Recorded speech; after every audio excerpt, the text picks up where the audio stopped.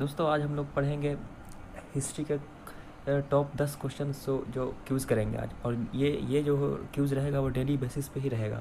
तो आज चलिए स्टार्ट करते हैं एंशिएंट हिस्ट्री का क्वेश्चन नंबर 1 से। Which pillar of inscription has recorded the achievement of Samudragupta who was known as the Napoleon of India for his conquest. जैसा कि आप बात जान सकते हैं कि जो समुद्रगुप्त है वो गुप्ता डायनेस्टी के एक राजा हुआ करता था और इन्हीं को नेपोलियन ऑफ इंडिया बोला जाता है।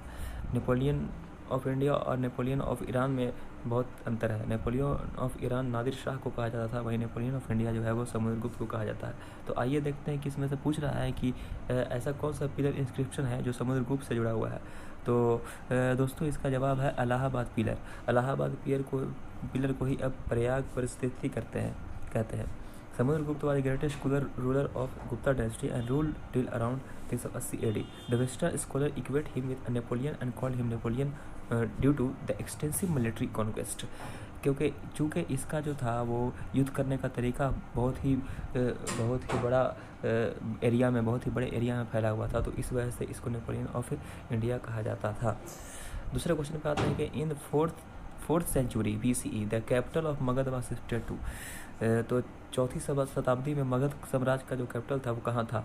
तो देखिए मथुरा नहीं था, वाराणसी नहीं था, पानीपत नहीं था, पाटलिपुत्र में हुआ था। ये मगध का 3 राजधानी बना है। एक बनाया है राजगृह, जिसको अभी का जो बिहार का राजगीर है उसी को राजगृह करते थे। उसके बाद पाटलिपुत्र भी था और एक कैपिटल वैशाली भी हुआ करता था।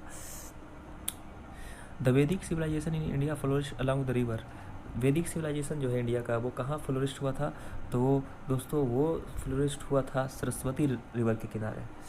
उसके बाद है the Harsha Charitra is a biography of Harshavardhana the ruler of Kannauj composed in Sanskrit by court poet. Harsha Charitra एक किताब का नाम है जो कि हर्षवर्धन के बायोग्राफी दर्शाता है। तो इसका लेखक कौन थे। इसके लेखक थे जिसको बनभट्ट कहा जाता है। बनभट्ट जो है वो इन्हीं के दरबारी कवि थे हर्षवर्धन के।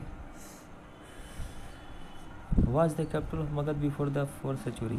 अभी आपने पढ़ा कि पाटलिपुत्र की जो ये पाटलिपुत्र क्या था वो 4th सेंचुरी में कैपिटल बन गया था मगध साम्राज्य का। लेकिन 4th सेंचुरी से पहले कौन कैपिटल था।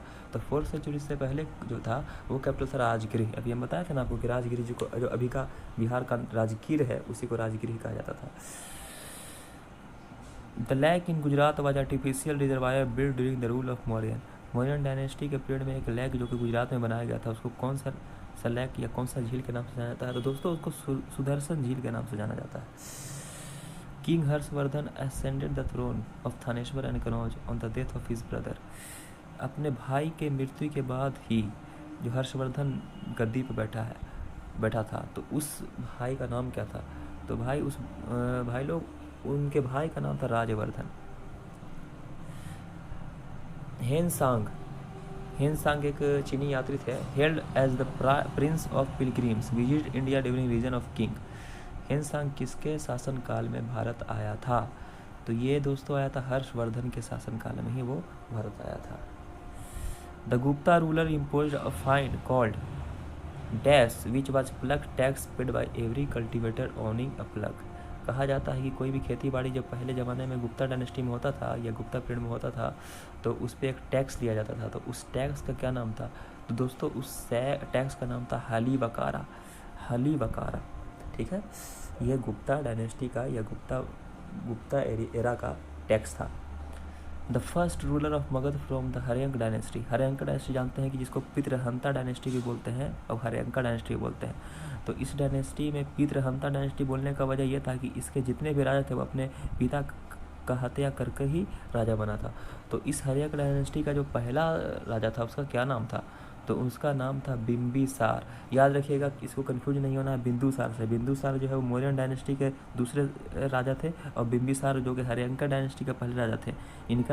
इनका टाइमलाइन था मतलब इनके राजा तीन राजा मेन थे। बिंबिसार, उसके बाद आए अजातशत्रु, उसके बाद आए उदयन। लेकिन उधर जो बिंदुसार था वो चंद्रगुप्त मौर्य का बेटा था और अशोक का बाप था। यानी मौर्यन वंश का जो संस्थापक था वो चंद्रगुप्त मौर्य था और उसके बाद बिंदुसार आए, उसके बाद फिर अशोक आया। चलिए तो ये 10 क्वेश्चन था आज का।